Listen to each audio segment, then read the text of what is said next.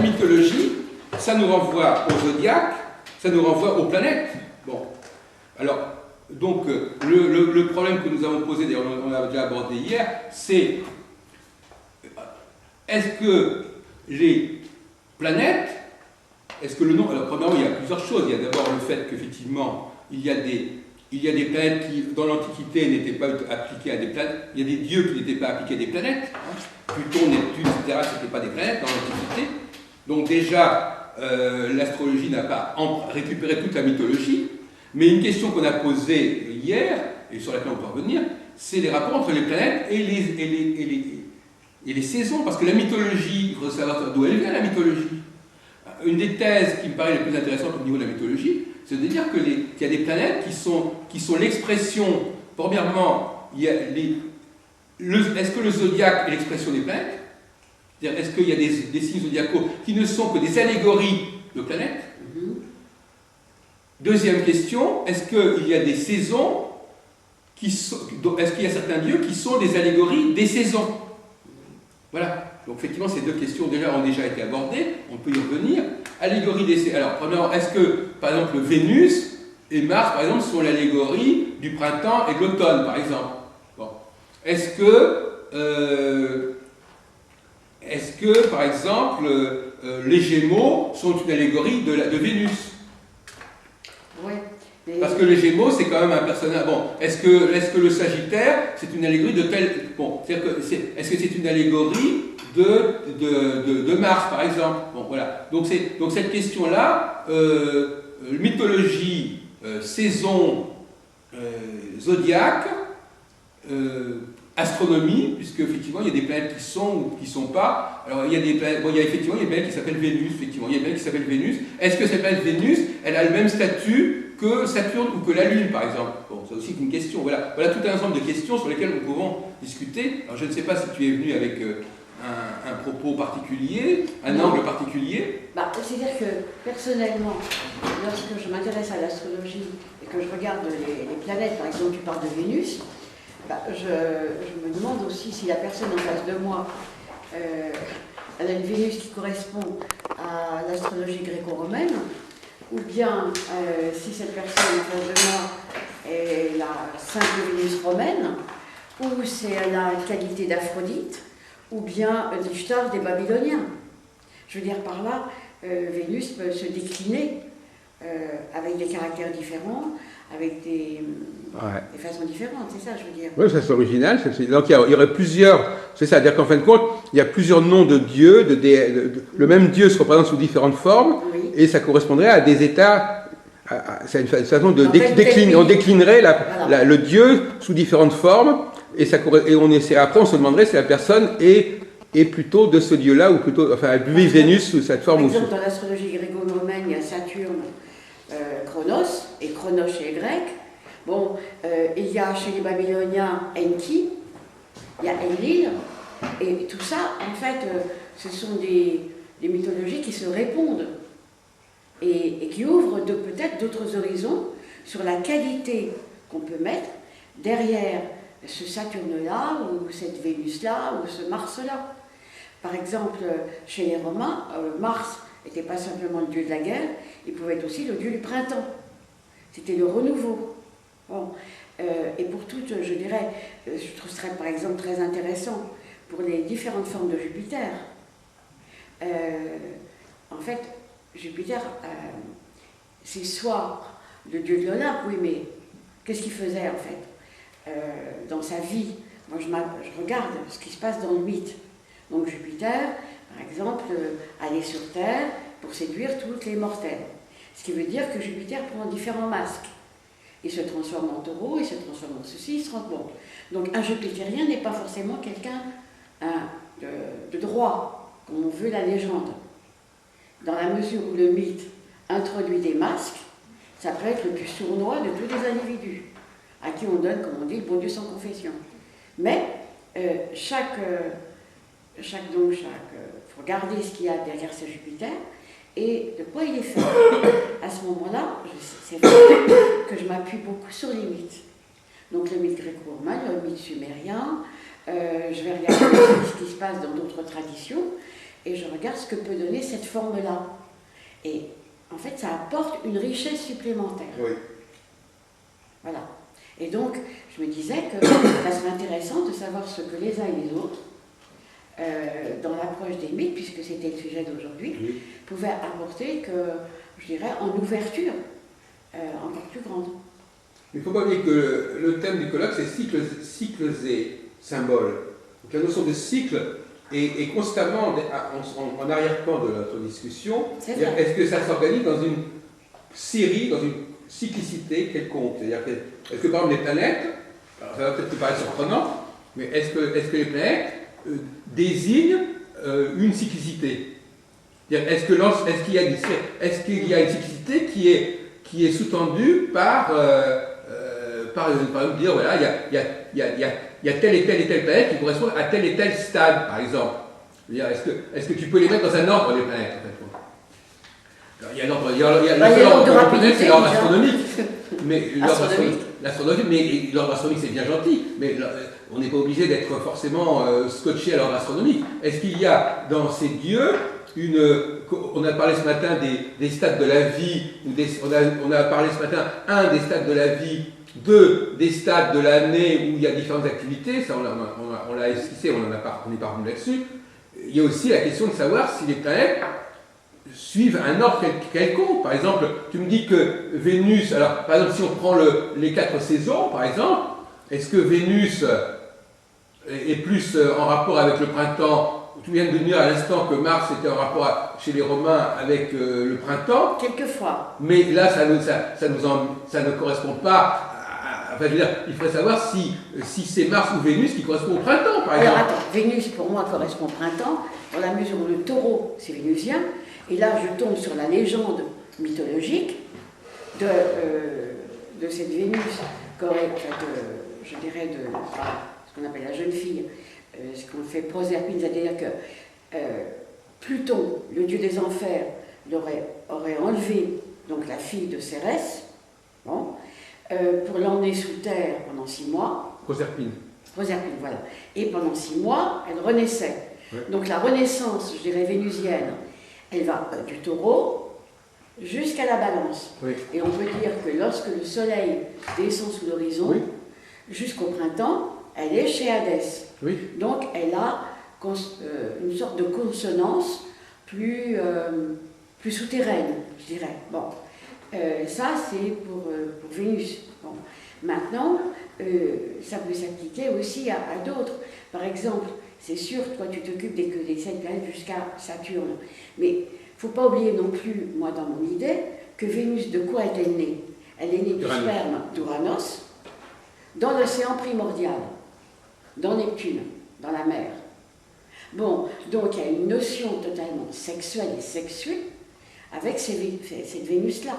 Bon, maintenant, ça me fait penser aussi, par exemple, Vénus, que dans le vaudou haïtien, sous forme, la Vénus jolie, gentille, machin, c'est Erzulie, Freda, et la Vénus avec le couteau, etc., c'est Erzulie Domptor, qui correspondent à la Vénus Scorpion.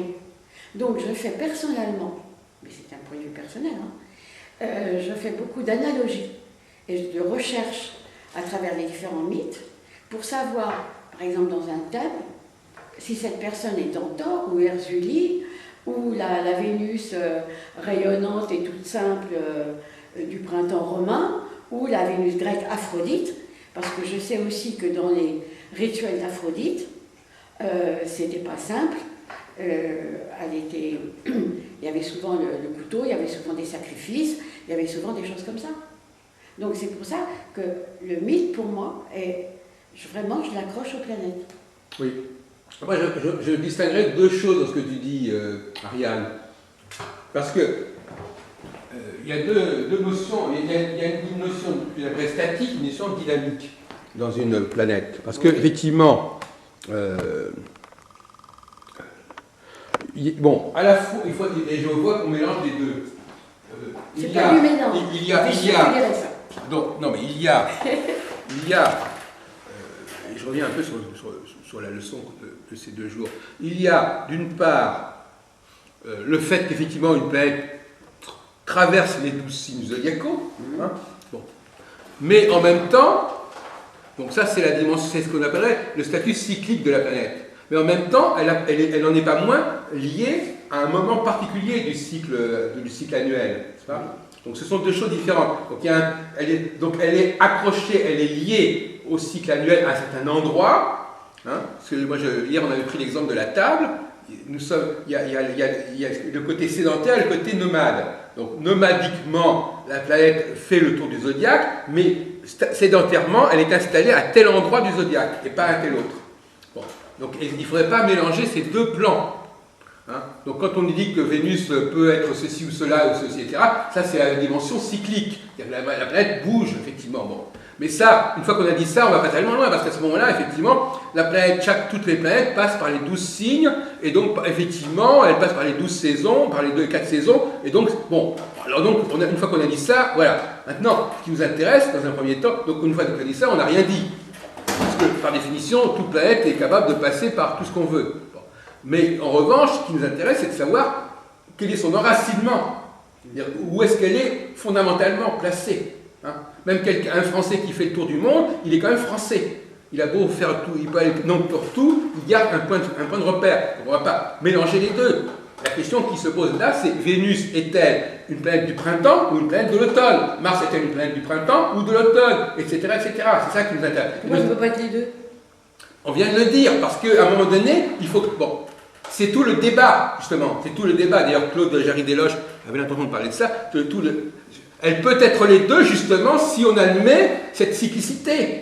Effectivement, la planète. Mais si on admet qu'elle est aussi censée s'ancrer dans un moment donné, voilà, c'est ça le point méthodologique. C'est ce qu'on veut, on est en train de discuter sur ce point. On a compris qu'effectivement, on le sait par cœur, tous les astrologues le savent, qu'une planète traverse le zodiaque et qu'elle est différente à différents moments du zodiaque. Ça, c'est une affaire entendue, mais ça ne nous intéresse pas dans l'immédiat. Ce qui nous intéresse, parce que, bon, une fois qu'on a dit ça, bon, ce qui nous intéresse, c'est de savoir l'enracinement de la planète, fondamentalement, même pas l'enracinement, l'émanation même de la planète.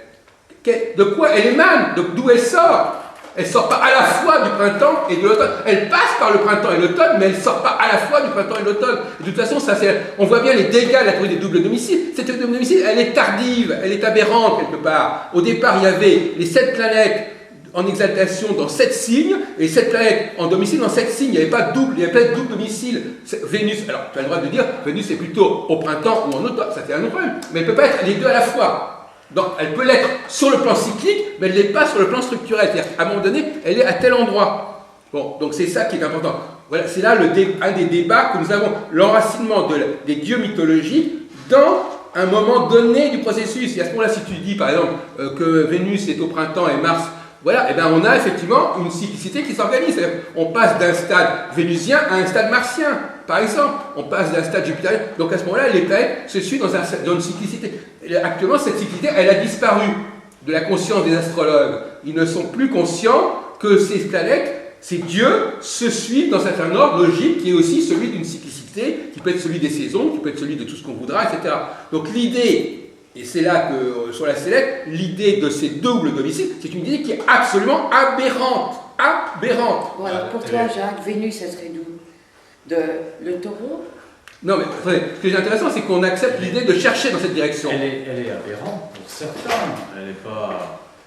je veux dire, encore une fois, c'est un point de vue. On vient de dire, au niveau cyclique, on peut situer la planète partout. On est d'accord là-dessus. Mais ce n'est pas ce point de vue-là. Non, c'est très réducteur. Effectivement, la Vénus, elle parcourt le zodiaque. Mais comme disait Ariane, c'était intéressant. L'humanité, à travers ses mythes, à travers les personnages des mythes, elle a relevé certaines façons d'être, en fait. Certaines façons de s'exprimer dans la vie en rapport avec Vénus. Bon. Vous voulez positionner Vénus définitivement dans un cycle, à un moment donné du cycle. C'est un esprit très... Non, attendez, on a dit le contraire. On a dit que Vénus pouvait traverser les 12 signes du zodiaque. Non, vous n'avez pas dit le contraire. Vous venez de dire, il faut savoir si Vénus, elle est au printemps ou en automne. Oui, mais ça n'empêche pas qu'elle est cyclique. Vénus, elle a quand même une particularité. elle a une personnalité. Donc cette personnalité, la question de savoir si elle est fondamentalement liée à telle saison ou pas à telle autre. Même si vous admettez que cette planète puisse circuler et puisse varier à travers le cycle zodiaque, elle a quand même un enracinement quelque part. Ou alors vous êtes complètement dans le déracinement, c'est pas croyable. Personne n'a parlé de son mouvement là. Hein, on parle effectivement fondamentalement de sa signification. Voilà. Bon, alors, moi personnellement, allons-y quand même. J'ai tendance à penser, comme hier, quand on parle que des planètes visibles, on est bien obligé de tomber sur la double la double maîtrise. Quand on parle des 7 planètes visibles par rapport au zodiaque, c'est le schéma qu'on avait. On n'est pas obligé d'accepter les doubles domiciles, qu'est-ce qu'on racontait?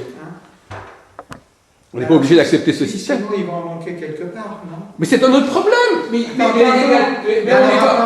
vous avez pas du vide. Mais attends, et pourquoi il n'y aurait pas? Jusqu'à un moment donné, il y a 7 planètes visibles, donc on raisonne avec les 7 planètes visibles, et le raisonnement il est tout à fait cohérent. On voit que Mercure, on retrouve un Mercure Gémeaux qui est différent d'un Mercure de la Vierge, mais qui a des caractéristiques mercurielles, mentales, etc. La recherche, dans tous les cas de figure. La Vénus du Taureau et la Vénus de la Balance, ça peut être les deux faces d'une Vénus, une qui est très printanière, jouisseuse, etc., et puis l'autre qui est la recherche de la beauté, etc. C'est une sorte de sublimation de Vénus quelque part. C'est de la sauce, ça. C'est de la sauce. Oui, c'est de la sauce. Et pourquoi cette sauce ne serait peut-être vraie, franchement? C'est de la sauce. C'est de la sauce. Mais c'est de la sauce de dire, ça c'est de la... Alors attends, je reviens. Donc, quand on est aux 7 planètes, on est obligé, si on fait le beau dessin, là c'est très cohérent, les choses. Ah, oui. Et ça aussi, ça marche. Bon. Deuxième truc, après, eh bien, si on veut, justement, on dit non, c'est pas logique, c'est pas cohérent, qu'il y ait deux maîtrises. Ok. Et à ce moment-là, on dit, ben voilà, on va introduire les planètes qu'on a découvertes, c'est-à-dire on va introduire Uranus, on va introduire Neptune, on va introduire Pluton, qu'on a mis comme celle de la ceinture là-bas. Et donc ça en fait 3 de plus. Et à ce moment-là, on peut remplir les cases en revenant à une seule. Alors là, on peut dire que Vénus, on peut la dire effectivement, la première fois qu'elle est nommée, elle est Taureau, donc la Vénus est Taureau. Mercure, la première fois qu'il est nommé, il est Gémeaux, donc Mercure est Gémeaux. Donc qu'est-ce qu'on va mettre en Vierge et qu'est-ce qu'on va mettre en Balance? Et à ce moment-là, on raisonne, on se dit, bon, qu'est-ce que, d'après la logique dans le système solaire, et qu'est-ce qu'on peut trouver? C'est ce que je disais hier, moi, que je trouvais une idée assez géniale quand j'y avais pensé, c'est qu'à partir du moment où les astronomes ont déclassé Pluton et ont mis élevé Cérès, eh bien moi je verrais bien Cérès comme le véritable maître, parce qu'en plus c'est une planète d'un Saturne d'astéroïdes donc qui existe vraiment dans le système, elle est bien placée par rapport à Mars, Jupiter, etc. Cérès deviendrait maître de la Vierge, et peut-être une autre... C'est logique. Voilà. Cérès est maître de la Vierge. Ça me paraît pas illogique, disons. On peut discuter après sur si c'est vrai ou non, mais bon, la logique du raisonnement. Et puis ensuite, donc, il faudrait trouver une planète qui corresponde effectivement aux valeurs balance. Alors, on pourra la trouver peut-être dans les nouvelles planètes qui sont trouvées, ou peut-être... oui. Enfin, je veux dire qu'à ce moment-là, pourquoi on ne prendrait pas à notre disposition ce qui nous est donné, qu'on a découvert et qui existe? Uranus, on ne les voyait pas, mais c'est pas n'importe quoi, c'est pas un petit caillou qui se balade. Neptune, c'est pas un petit caillou non plus qui se balade. Bon, Pluton, après on peut maintenant discuter si oui ou non, puisqu'il paraît qu'il y en a qui est plus gros dans la ceinture de Kuiper et tout ce qu'on veut. Enfin bref, mais je veux dire, à ce moment-là, on peut réintroduire, mais déjà le raisonnement de base au départ, qui nous permet d'avancer jusqu'à un certain point, c'est cette double de dire pourquoi il n'y aurait pas une Vénus, disons des valeurs vénusiennes de printemps et des valeurs vénusiennes d'automne. C'est pas incompatible. Bon, vous avez des choses à ajouter à ce discours? Moi, je voudrais répondre à... Non, réponds, Jacques. Oui. Bon, alors, premièrement, on a déjà répondu là-dessus. Premièrement, ne soyons pas anachroniques. Déjà, on est en train de comprendre un système qui a été établi, qui nous est connu au IIe siècle, etc., de notre ère. Avec les éléments qu'on a. Voilà, donc on va pas épiloguer sur la question de Uranus, Neptune et Pluton qui n'existait pas à l'époque. Donc déjà, c'est... le fait est que nous avons des tablettes babyloniennes, effectivement, qui nous parlent des exaltations des planètes et qui nous donnent 7 planètes dans 7 signes et qui ne nous parlent pas de planètes qui sont dans 2 signes à la fois. Donc le document le plus ancien que nous ayons concernant les rapports entre planètes et signes ne parle pas d'une nécessité de... Bon. D'autre part, vous avez Manilius qui, lui, dans son ouvrage qui est paru un siècle avant Ptolémée, utilise d'autres dieux que les dieux des planètes. Je reviens dans un instant. Ah, Tu peux continuer, hein, c'est pas... On répond à ta question, on répond à ton truc. Et, ouais, mais là, il y a l'apostate qui m'a fait... C'est ça, non, mais c'est normal.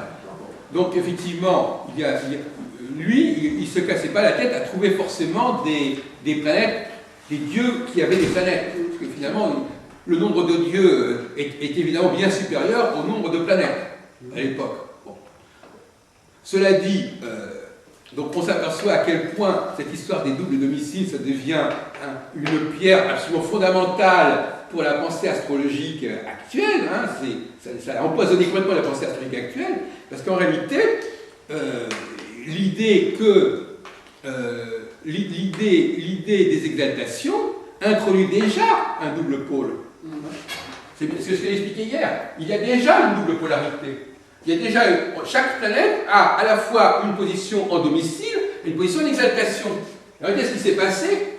C'est qu'on a voulu supprimer, dans le système de la tétrabible, il n'y a plus les exaltations. Les doubles domiciles remplacent les exaltations. Donc en réalité, on a bien 2 systèmes, un qui est celui des exaltations, un celui de domicile, qui donne donc pour chaque planète 2 positions. Hein? Par exemple, dans le cas de Saturne en balance en exaltation, Saturne en Capricorne, par exemple, en domicile. Bon. Donc, effectivement, c'est comme ça que ça fonctionnait, le système. Et à un moment donné, quelqu'un est arrivé et a dit non, ça ne va pas, ça du tout. Alors, donc, déjà, la dualité équinoxe-solstice, il la casse. Parce que n'oublions pas que le grand problème du double domicile, c'est que c'est fondé uniquement sur l'axe des solstices et qu'on ne parle plus de l'axe équinoxial. On n'en parle plus. Mais il y a aussi des astrologues qui utilisent à la fois les doubles domiciles et les exaltations. Pourquoi pas, hein? Pas qu'on y est. Donc effectivement, on est passé de ce système-là où il y avait 7 planètes exaltées, 7 planètes en domicile. Quelqu'un a inventé un autre système qu'on connaît très bien et qui consiste à supprimer les exaltations, qui ne sont plus du tout attestées dans le tétrabible, et à proposer un système de double domicile. Alors, effectivement, le problème, c'est que le système de domicile, comme je l'ai dit hier, ne respecte pas l'élongation des planètes, de Mercure et de Vénus. Alors ça n'a pas plu. Hein. L'élongation, je rappelle que Mercure, si effectivement on est dans une réalité astronomique, puisque soi-disant la domicile est une réalité astronomique, eh bien, ça ne respecte pas l'élongation. C'est-à-dire que Mercure ne peut pas être éloigné de plus d'un signe du Soleil, par exemple. Or, ce critère n'est pas du tout respecté. Il est respecté d'ailleurs ni dans les exaltations, ni dans les domiciles d'ailleurs. Parce que par exemple, dire Mercure est en Vierge en exaltation, comment pourrait-il être exalté en Vierge avec un Soleil qui se trouve en Bélier? C'est une impossibilité astronomique. On est d'accord là-dessus? Absolument. Totalement. Bon. De la même façon, si on met le Soleil en Lion et la Lune en Cancer, où est-ce que vous allez placer Mercure? Vous ne pouvez pas le placer ici et là. C'est pas possible, techniquement c'est pas possible. Parce que Mercure, si vous le placez là, il est trop éloigné du Soleil. Puisqu'il va être à plus de 30 degrés, puisqu'il va être séparé du Soleil en Gémeaux par le Cancer. On tombe dans le même problème que tout à l'heure pour les domiciles, pour les maisons, c'est qu'il y a un truc qui ne va pas. Donc là, ce fameux débat, ce fameux tableau qui semblerait être astronomiquement valable, il ne respecte même pas la vérité astronomique. Mais on n'est pas dans la vérité. Mais si, puisque la justification de ce tableau, c'est justement l'ordre astronomique. Non, c'est juste la symbolique de la maîtrise des signes. Là, on est sur la symbolique dans la maîtrise des signes. On n'est pas dans... L'ordre des planètes dans le système, c'est celui de l'astronomie.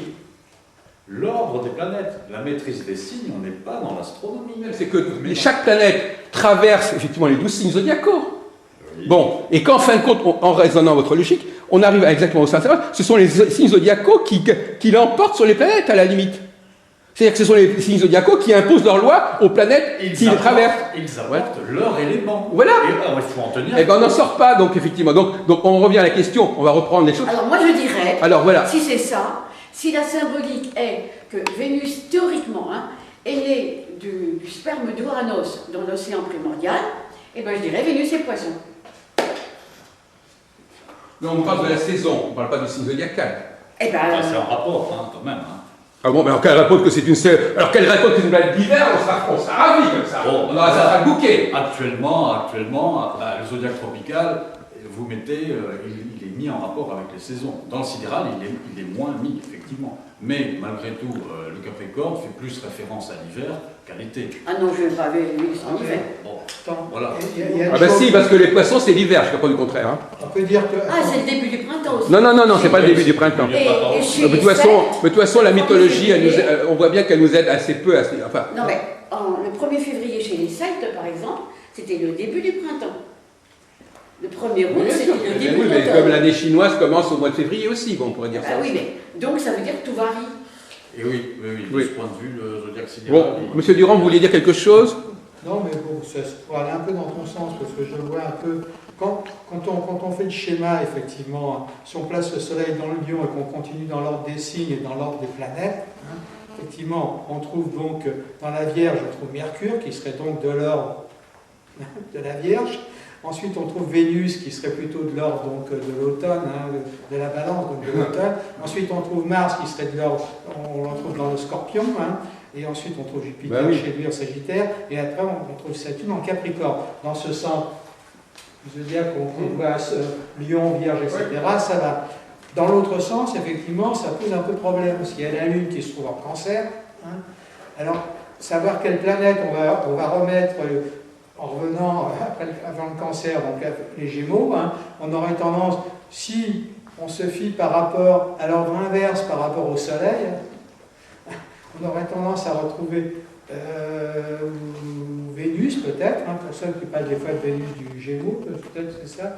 Ensuite, on retrouverait Mercure, ensuite à l'équivalent du Bélier, c'est-à-dire on trouverait l'équivalent du premier signe, on retrouverait le Soleil qui se trouverait donc en Mars, qui est son signe d'exaltation, d'accord. Mais ensuite, ce serait plus tellement logique parce qu'il faudrait repartir dans l'autre sens pour retrouver. Alors, quand on repositionne les planètes par rapport au Soleil, on retrouve bien sur son élément le Cancer, on retrouve bien quand même le Mercure en Gémeaux, la Vénus, le schéma. Alors ta réponse c'est quoi finalement au bout du compte? Non, mais je veux dire qu'il y a effectivement une logique, disons, immédiate, astronomique, quand on part du Lion, Vierge, etc., et qu'on place Mercure, Vénus et tout ça. Donc si je disais, pour moi, c'est ce qui compte, c'est l'astronomie qui compte, donc je dirais que la Vénus en question, elle est plutôt Balance, donc de l'automne. Et Mars aussi alors dans votre raisonnement? Ben Mars, il Ben serait... voilà. Mars, il serait... En automne aussi. Voilà, en automne aussi. Bon, ça tient pas debout. Donc effectivement. Donc ça veut dire qu'il faut raisonner autrement. Oui, il faut raisonner autrement. Et que le schéma qu'on avait fait, il était bien. Quel schéma? Le schéma qui montre qu'on ne s'occupe pas, comme disait Denis, on ne s'occupe pas que les maîtrises, c'est une chose, les signes sont les une, avec les maîtrises Oui, sont les c'est une. ça, voilà, d'accord. Bon, alors, à part ça, bon, alors, on va prendre les choses très simplement. Vous avez Mars et Vénus. On vous demande, un élève en astrologie, en première année d'astrologie, il vous demande quelles sont les analogies, quelles sont les lignes, les séries analogiques qui vont sur Mars, les séries analogiques qui vont sur Vénus, pour pouvoir, si vous admettez que Mars et Vénus correspondent à des principes quand même différents. Ça, vous l'acceptez tout de même, hein? Bon, alors si ça accepté complètement différent, il ne faudrait pas que ça corresponde à des choses identiques. On est bien d'accord? Hein? Bon, donc si Mars et Vénus c'est différent, Mars et Vénus ne peuvent pas être tous les deux en automne, par exemple. Hein? Bon, alors c'est aussi simple que ça. Alors soyons un petit peu cohérents. Alors donc effectivement, si on veut effectivement présenter cette dialectique Mars-Vénus, ben, il faut la présenter avec toute une série d'analogies correspondant à telle saison, etc., pour montrer que justement sur différents plans, ça s'oppose. Que les signes s'opposent, que les signes de domicile s'opposent, que les saisons s'opposent, etc. Or là, cette théorie de domicile, elle empêche même de définir correctement la différence entre Mars et Vénus, à la limite. Non, Non, c'est il y a complet. une différence entre les Vénus-Balance, par exemple, avec la douceur de la Balance, le Mars en Scorpion. Il ne faut pas oublier quand même que ce qui était attribué à Mars, c'est le fer. Bon, je veux dire, et en fait, moi je dirais que tout est un tout. C'est-à-dire qu'il y a la symbolique de la planète, mais c'est vrai, mais là on sort du sujet. Donc il ne faut pas en parler. Mais Mars en bélier, moi je le vois bien, parce que c'est l'éclatement, c'est la renaissance, c'est les bourgeons qui gonflent. Oui. Mars, on dit souvent, c'est la sexualité. Oui. Donc il y a une sexualité, Oui. rien qu'à regarder la nature, enfin je veux dire, il y a un renouveau là. Et c'est Mars, alors justement, c'est assez bizarre, parce que bon, d'abord, premièrement, je me signale que ça c'est complètement, c'est un lieu commun, Ah oui, c'est un lieu commun des manuels d'astrologie, mais en réalité, Mars, c'est pas ça du tout, Mars, enfin, si on prend la mythologie, Mars, c'est pas du tout ce que vous venez de dire, de toute façon. Ah, si, on en Donc fait- c'est déjà la sauce qu'on a rajoutée sur Mars, mais Mars, c'est le fait de tuer, c'est le fait de mettre fin à quelque chose, c'est pas, et d'ailleurs, entre parenthèses, contrairement à ce que vous dites, le moment de l'accouchement, le printemps c'est un accouchement en réalité. Hein, le printemps il ne fait que l'aboutissement d'un processus qui s'est présenté, qui s'est déjà produit. D'accord. Bon, Mais donc n'oubliez pas, chez les c'est pas le Romains, point de départ. on fait de Mars un La fonction martienne, bon, de toute façon on pourra en discuter, mais un peu de cercle, on est en train de se ridiculiser carrément. Non, mais on va faire le schéma complet, le cercle, et mettre effectivement, pour toi, quelles seraient les planètes, comment elles tomberaient justement les planètes, quelles seraient les planètes. Bien entendu, mais il y a tellement d'obstructions dans ce genre de discussion, tellement de tentatives de bouiller, d'empêcher le discours. Jacques, toi, Faisons-le. Vénus, tu la mets où? Et Mars, tu le mets où? Oui, ben oui. Et moi, justement, ça m'a amusé, ça m'a plu de poser la question, parce que moi je suis là, on est là justement pour enregistrer les discours des uns et des autres, faire le constat sur l'état actuel de l'astrologie, l'état de déliquescence de l'astrologie actuelle, des astrologues, justement, et ça, on a été servi à ce niveau-là. C'est pas sur On a quoi été servi. représentant. Ah, c'est nos sommes les plus beaux fleurons. Là, on a eu un échantillon de perles, et on voit l'état où on en est aujourd'hui, effectivement. Alors, vas-y. Bon, alors effectivement, donc on n'a pas le droit de réfléchir sur le fait qu'il puisse y avoir une cyclicité des planètes et qu'on puisse relier une planète à une saison particulière, n'est-ce pas? On vous fait des obstacles, des obstructions, de c'est pas la peine, cherchez pas, ça peut être un... Bon, c'est la politique de gribouille. Hein. Bon, Alors, vas-y. alors effectivement, il y a de plus en plus de gens qui sont d'accord aujourd'hui pour situer effectivement Vénus comme l'expression des valeurs du printemps et Mars comme l'expression des valeurs de l'automne, par exemple. Bon, pourquoi hein? Bon, tout simplement parce que alors, on a parlé l'autre jour, hier, je crois que c'est du cochon, on tue le cochon. Hein?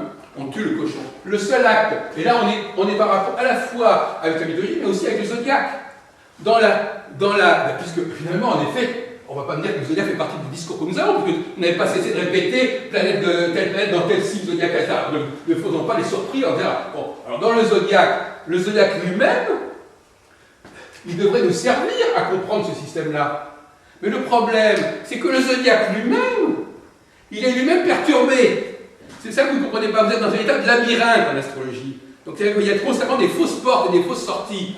Effectivement, si vous n'avez pas compris, il faudrait, pour pouvoir, vous commencez à parler d'un zodiaque comme si c'était une chose acquise. Mais ce zodiaque-là, il est déjà complètement frelaté. Donc il faudrait établir le zodiaque pour comprendre ça. Par exemple, dans la vie, je l'ai dit tout à l'heure, le zodiaque, c'est l'expression de la vie courante, de la vie dans les sociétés rurales, comme dans les très riches genres du Berry, par exemple, ou à la Renaissance, etc. Donc c'est le cours de la vie.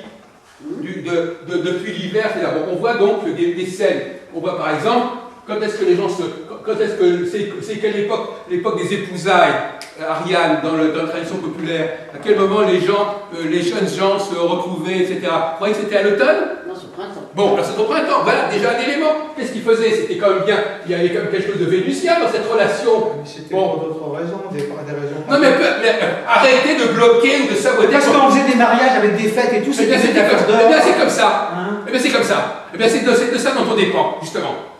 C'est comme ça. Alors ne soyons pas dans l'anachronie, avec son Uranus sur Plutôt, alors qu'on est en plein Moyen-Âge, ça devient n'importe quoi.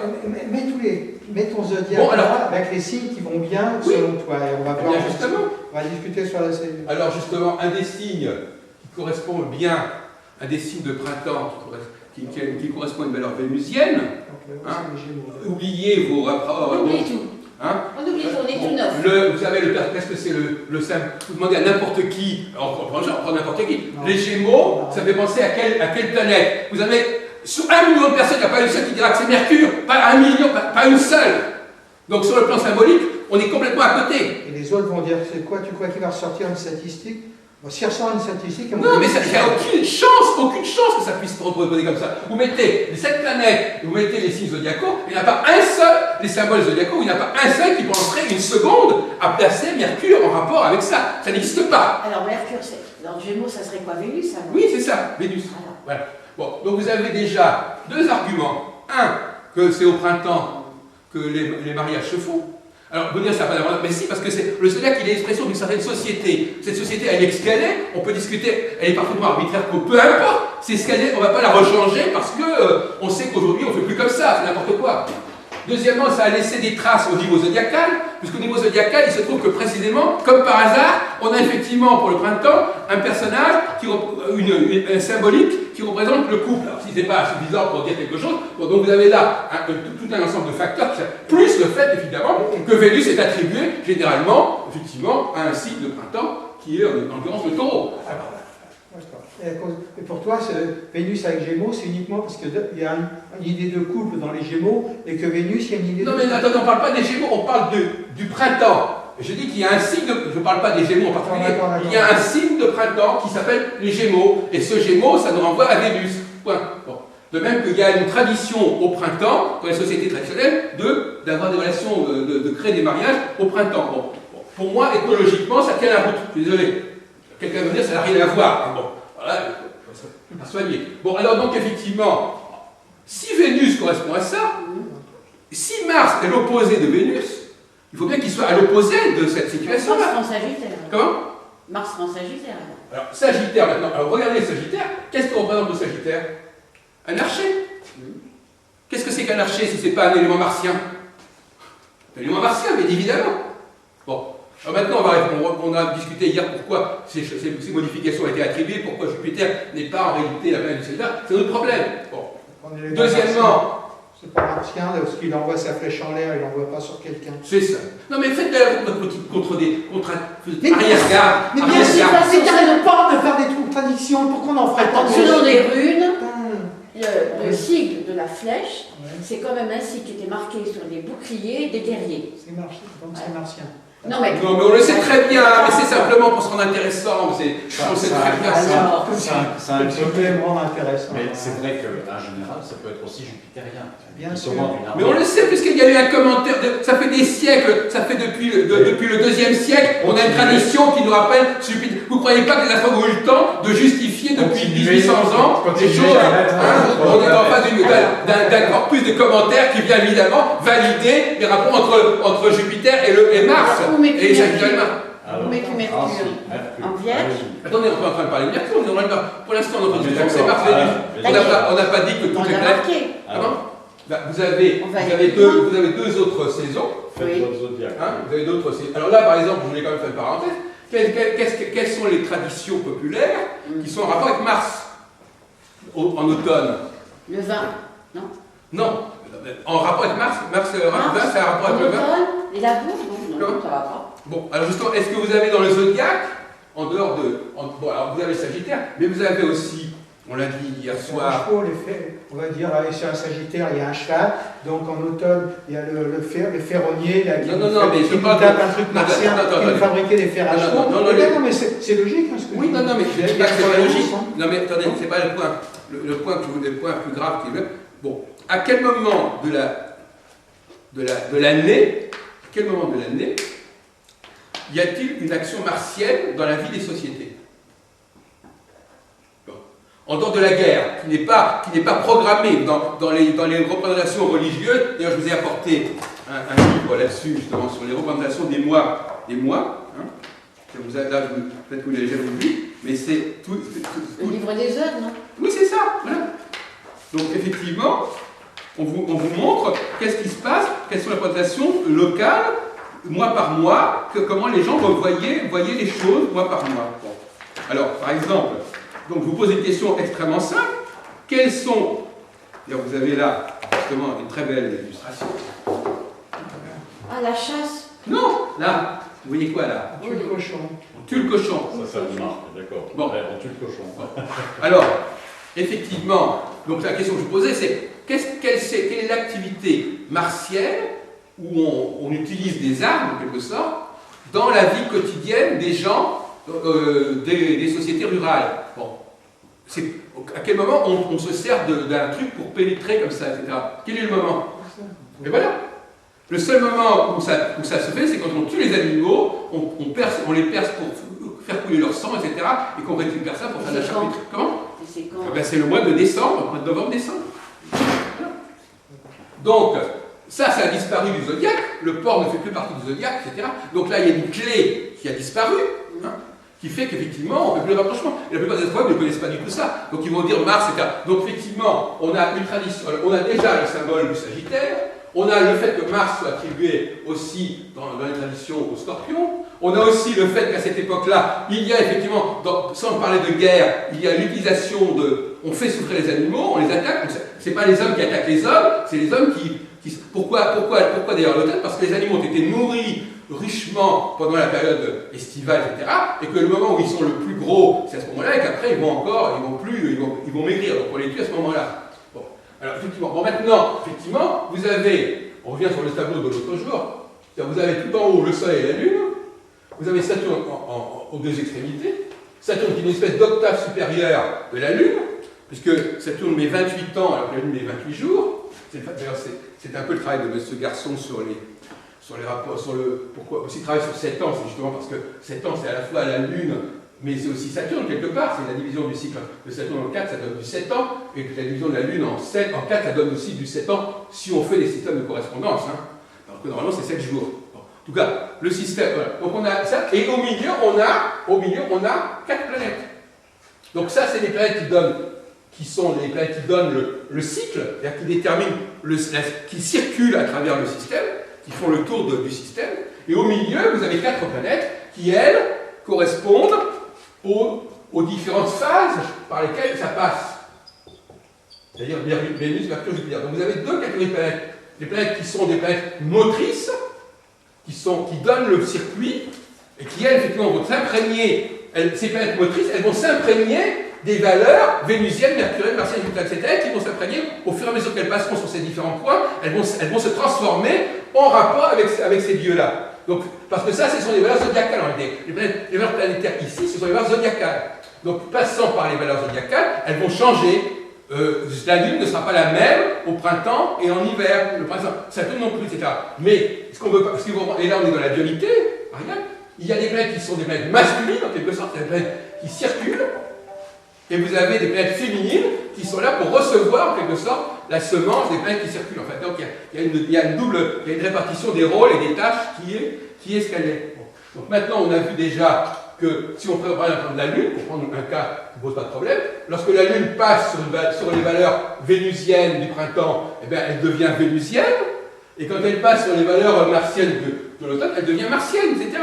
Donc il ne faut pas confondre. Effectivement, il y a des planètes qui sont vouées à être des planètes qui circulent et qui se transforment au cours, mais par contre Vénus reste Vénus et Mars reste Mars. C'est la Lune qui va changer au cours de son parsis, mais Vénus va continuer à marquer le moment où c'est à ce moment-là. C'est normal. Quand une planète bouge, il faut qu'il y ait un moment donné, elle est à un endroit donné, elle est reçue à cet endroit donné, elle est marquée par cet endroit donné. Donc cet endroit donné, lui, il faut bien qu'il reste ce qu'il est. Hein, quand vous allez à tel endroit, c'est tel endroit, à tel endroit, il se passe telle chose. Donc, et puis à un autre endroit, il se passe autre chose. Donc il y a des planètes qui sont là pour représenter le lieu d'accueil, il y a des planètes qui sont là pour bouger d'un lieu d'accueil à un autre. On ne peut pas mélanger les deux systèmes. C'est le mélange de ces deux systèmes qui fait problème d'astrologie. Donc effectivement, les deux problèmes, bon, s'il reste 2 planètes, si on a déjà réglé le problème de Vénus et de Mars, il ne reste plus que le problème de Mercure et de Jupiter. Alors moi je propose de mettre Jupiter ici et Mercure là. Pourquoi? Pour différentes raisons. Première raison, c'est une raison astronomique. C'est-à-dire qu'effectivement, si on considère que les planètes rapides, qui sont les planètes, disons, qui sont ce qu'on appelle les planètes intérieures, correspondent aux saisons, disons, relativement favorables, eh bien, on a forcément Mars et Jupiter qui correspondent à notre groupe, c'est-à-dire les saisons longues, où la durée, la nuit est plus longue, etc., etc. Alors, le cas de Jupiter est intéressant, parce que, si vous regardez justement le mois de...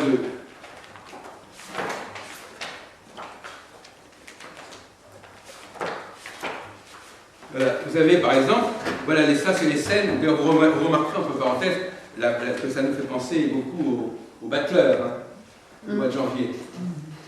Donc c'est des gens qui sont à table, il y a un feu derrière, voyez-vous, et on les sert, et vous remarquerez qu'il y a un côté verso qui est assez évident, on leur donne de la soupe, on donne donc le verso représente ces phénomènes-là. Voilà. Et vous avez aussi, alors le personnage, ce qui est intéressant, c'est le personnage, ici, par exemple, il y a d'autres documents que j'aurais voulu apporter, et le personnage, qu'est-ce qu'il fait ce personnage? Qu'est-ce qui caractérise ce personnage? Il est assis. Et vous avez dans les Frères Rigord du Duc Berry, vous avez toute une scène où les gens sont assis autour d'une table, comme dans la scène justement. Ils sont assis autour d'une table. Alors qu'est-ce que c'est? On en a parlé tout à l'heure. Qu'est-ce que c'est que l'empereur? Qu'est-ce qui caractérise l'empereur et le pape? Ils sont assis. Ils sont sur leur trône. Donc l'idée de représenter, de relier Jupiter au fait d'être assis sur son trône, etc., en plein milieu dans le palais, puisque en période hivernale, les gens se mettent dans des palais, dans des maisons, ils ne se mettent pas à l'extérieur. Donc il serait Verseau. Comment? Jupiter serait en Oui, c'est ça. Alors, effectivement, le Verseau est très bien, puisque le Verseau, c'est celui qui sert Jupiter, c'est les chansons des dieux. C'est celui qui apporte, qui vient apporter au maître de maison, qui vient lui servir à table, etc. Donc, effectivement, c'est l'expression de Ganymède, c'est le fameux Ganymède qui est ça. Et alors, il ne reste plus que Mercure pour le... Alors donc Jupiter, évidemment Jupiter, là cette fois-ci, on a la dynamique Verseau, mais vous pouvez aussi mettre du Poisson, si vous voulez, c'est pas le problème, puisque Jupiter est associé avec le Poisson, de même que Mars est associé avec le Scorpion. Donc c'est toujours l'automne, que Vénus est associée avec le Taureau, et là Mercure sera associé avec la Vierge, en l'occurrence, qui est un signe d'été. Et là, qu'est-ce que c'est? Alors dans le cas de Mercure, c'est un cas un peu particulier, parce que mettre le rapport entre la valeur mercurienne et l'été n'est pas évident. Hein, je suis désolé de dire, c'est pas une évidence. Quand on aura des planètes, c'est pas évident. Alors comment expliquer ça? Moi j'ai fait des recherches à ce sujet. Une des explications, c'est que Mercure à Metz a un rapport avec Métis. Alors, Métis, la déesse Métis est intéressante. La déesse Métis, c'est la première femme de Jupiter. Bon. Et cette déesse Métis, c'était une femme. Elle représente notamment, j'ai d'ailleurs fait la classe, celle qui glane, la glaneuse. Alors qu'est-ce que c'est que la glaneuse? Celui qui glane, c'est celui qui quand on a fait la moisson est faite, il récupère ce qui reste, etc. Bon, alors, donc voilà, donc effectivement, cette idée de glaner les trucs qui sont là, qu'on a laissés et qu'on récupère, etc., à mon avis, c'est une fonction intéressante sur le corps Mercure, parce que Mercure, c'est aussi Hermès, c'est la tradition, donc c'est celui qui garde, qui prend en réception de la tradition, etc. Bon. Mais, donc, bon, on pourrait continuer là-dessus. Donc, vous avez là bien une cyclicité, avec cette planète que vous mettez. Donc, la Lune ou Saturne passe par un stade printanier vénusien. Ensuite, donc, elle va prendre ce que tu as dit, par exemple, sur Ishtar, on pourrait très bien l'attribuer à la Lune en disant, voilà, la Lune, passant par le printemps, elle devient ceci, passant par l'été, elle devient cela, etc. Mais c'est pas Vénus, c'est la Lune, puisque les seules planètes qui sont censées être en quelque sorte en mouvement, c'est le Soleil, la Lune et Saturne. Les autres planètes sont censées donner la tonalité. Donc c'est une dualité intéressante. Donc ces planètes-là sont des planètes de tonalité, sont les planètes du milieu, et les planètes aux extrémités, aussi bien en exaltation qu'en domicile. En exaltation, on a aussi Bélier, Taureau face à la Balance. Là, on a Bélier, on a Cancer, Bélier. Là, on a Lune, Soleil en Cancer, Lion, par opposition. Donc finalement, c'est deux opposés. Et puis au milieu, vous avez ça, ce sont les planètes qui bougent, et au milieu, vous avez les planètes qui sont là pour structurer le mouvement de ces planètes qui bougent.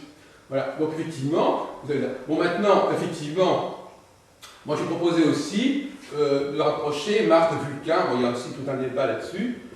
Vulcain, c'est aussi celui qui est l'époux de Vénus et qui est celui qui travaille. Mais ce qui est intéressant, pour revenir à tout à l'heure sur l'énergie, là c'est la fin du processus. Quand on arrive à la fin de l'été, on est à la fin du processus. C'est un cycle qui se termine. Le cycle se termine, d'ailleurs c'est ce que font les Juifs en l'occurrence, c'est la fin du processus, c'est à la balance que les choses se terminent. Donc il y a une espèce de point de départ, il faut comme dirait le phénix, il faut renaître de ses cendres. Donc il faut avoir une énergie considérable pour repartir dans un processus qui s'est terminé, et cette énergie, elle est martienne en quelque sorte, si on veut. Hein. Et lorsqu'on arrive à Vénus, il y a déjà tout un processus qui a été enclenché depuis 6 mois, il y a tout un processus de reprise des choses, et finalement Vénus ne fait que récolter les fruits du processus martien qui a précédé. Donc il n'y a pas besoin d'avoir une valeur martienne à cet endroit-là. Hein, il suffit d'avoir Vénus qui arrive à cette espèce d'accomplissement, d'épanouissement. Donc en fin de compte, l'idée...